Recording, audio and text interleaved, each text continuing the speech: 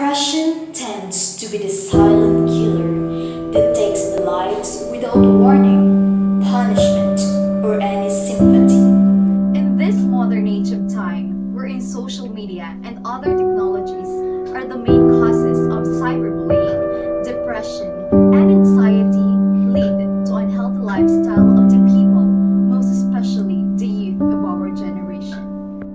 According to the National Alliance on Mental Illness, 300 million people worldwide experience depression, wherein 8.7% of those are women and 5.3% are men. Nearly 50% of those diagnosed with depression also have anxiety disorder. As a youth leader who has the advocacy in promoting leadership and mental health awareness, I have implemented a project entitled CLASH.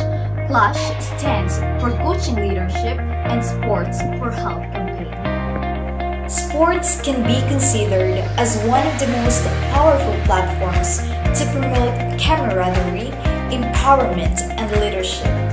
This advocacy focuses on educating the youth by giving leadership training and workshops through sports and other activities.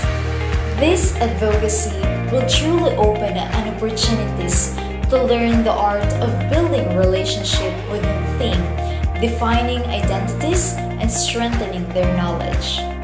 Instead of being subjected to depression, mental health issues, and other wrongdoings, this project will utilize skills and talents of the youth to be more proactive and responsive to the needs of our community.